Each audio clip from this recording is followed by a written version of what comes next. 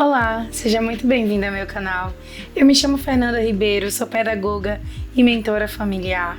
Hoje nós estamos iniciando esse canal aqui, então sejam muito bem-vindos. Espero que vocês curtam aí o vídeo. Por favor, compartilhem com famílias que tenham crianças pequenas, crianças menores, querem algumas dicas, porque o intuito desse canal é ajudar vocês com o máximo de conteúdo possível sobre família, sobre criação de vínculos, sobre família. Então hoje nós vamos falar sobre a parentalidade. O primeiro tópico vai ser esse. Então nós vamos conversar rapidinho sobre como fazer com que esses pais de hoje em dia, né, que tem uma vida corrida, consigam dedicar um pouco mais de si à sua relação familiar. Então, a relação na infância influencia em todos os aspectos de bem-estar, de emocional, da criança que futuramente será um adulto. Então, essa relação do mundo acelerado, né, da globalização que existe aí fora, esse mundo tecnológico, as oportunidades e desafios que vemos na vida, todas elas passam por essa mesma base de relação interpessoal com os pais. No caso, as crianças precisam desse suporte emocional. Suporte emocional da mãe, suporte emocional do pai, da tia, da vovó, quem cria essa criança, quem ajuda essa criança a se tornar um adulto responsável, que tem suas necessidades, seus objetivos a cumprir. Então, hoje, esse é um dos nossos tópicos principais, que é sobre a parentalidade. As crianças, as famílias estão na correria hoje em dia, né? Então as coisas acontecem com muita rapidez. Nós vemos aí, eu dou um exemplo sempre para as famílias em que eu trabalho, dos Reels, né? Desculpa a voz, que hoje tá um pouquinho ruim, mas nos Reels a gente vê que as coisas acontecem tão rápido, né? Acontecem de 30 segundos a 60 segundos e a gente basta passar o dedo para cima e nós já temos um novo tópico. E isso acontece com muita frequência, atrapalhando assim a nossa relação, porque a nossa atenção ela passa muito rápido. A gente perde a atenção com muita facilidade. Segundo tópico, o que sustenta uma relação saudável. Nas relações hoje em dia, a gente busca esse vínculo criado entre os familiares e a criança e essa adaptação para a realidade atual. Então, o que a gente tem, né, hoje em dia que pode nos trazer uma segurança, né, com essa relação entre os familiares? Uma das principais coisas é a criação de virtude. Então, algumas virtudes são essenciais, como a paciência, como o respeito, a responsabilidade, a empatia. A gente precisa compreender o outro para conseguir fazer com que esse vínculo seja formado. E isso inclui também as nossas crianças, diferenciando também da educação positiva. Não é a mesma coisa, a nossa educação não tende para esse lado. A educação positiva ela é uma educação que ela reafirma e fortalece alguns hábitos infantis sem dar tantos limites e trazer uma autoridade dos pais. Então quebra esse vínculo de responsabilidade, onde a criança acredita que ela tem o mesmo nível hierárquico que o pai. Isso não deve acontecer. O que importa não é a perfeição, é a presença intencional. Um pai e mãe presente, ele tem uma importância muito maior na vida daquela criança através dos exemplos que ele traz. O nosso terceiro tópico é o respeito, limite, autoridade, diferença do autoritarismo. Qual é a diferença entre eles? O respeito e o limite é algo que deve ser apresentado pelos pais, como eu mencionei, de forma hierárquica, onde o pai e a mãe eles têm igualdade de hierarquia para com os filhos, e essa relação ela precisa ser transpassada para que a criança consiga perceber que ela não tem o mesmo nível hierárquico que o pai e a mãe, ou que a avó, ou que a tia, depende de quem seja essa criação, mas a hierarquia ela é importante para que haja uma estrutura de respeito, uma estrutura onde os limites sejam preservados e o pai consiga demonstrar autoridade e evitar questões de autoritarismo, já que autoridade e autoritarismo são coisas diferentes.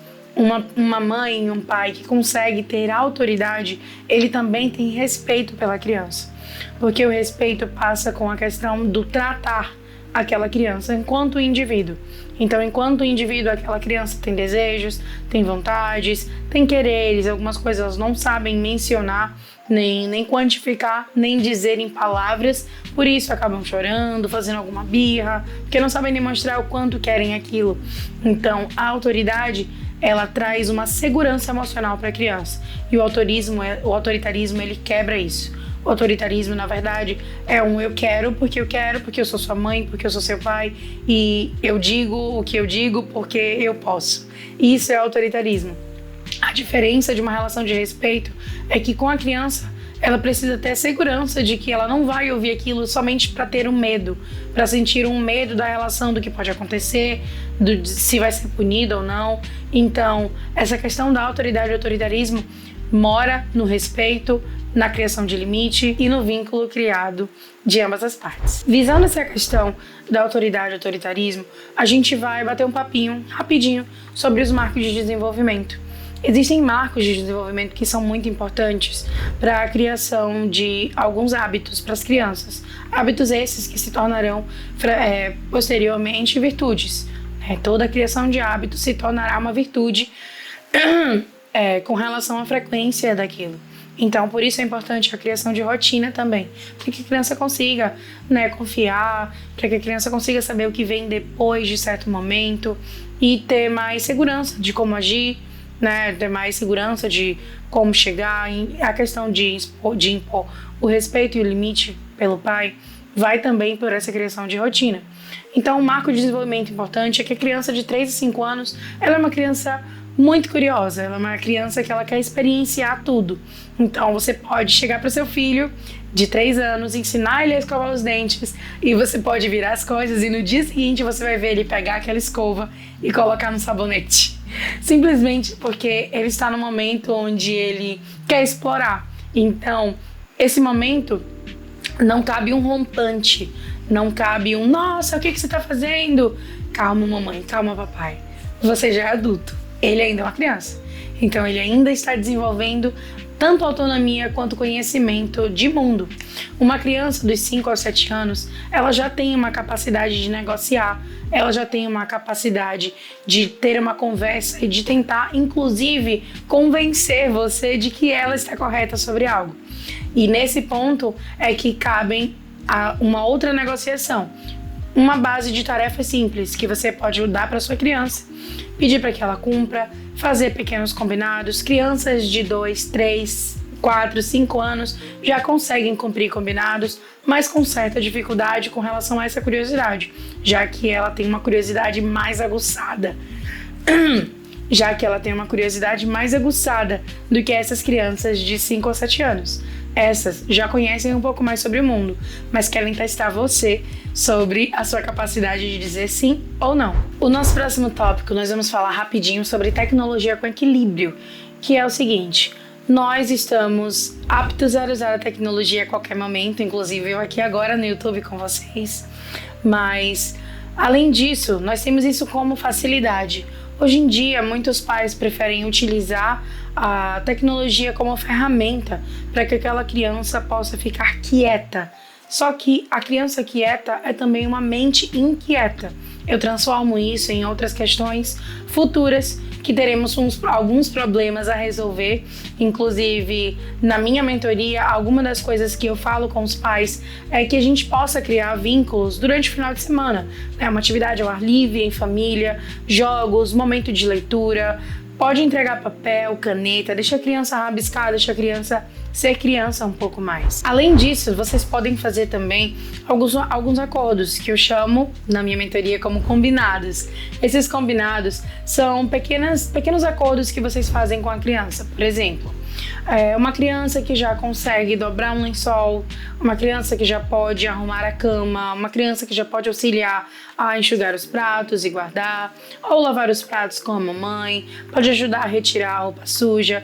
Tudo isso são momentos em que vocês têm uma janela de tempo para que a criança fique com atividades práticas, diretas e que evitem o uso excessivo de telas. Não demonizando, claro, o uso de telas, já que no final de semana quer assistir um filme, tudo bem, pode assistir um filme junto com a família, escutar uma música, dançar, fazer o que tiver de tempo livre, mas lembrando que todo excesso de tela, todo excesso, não só de tela, mas todo excesso, ele é prejudicial.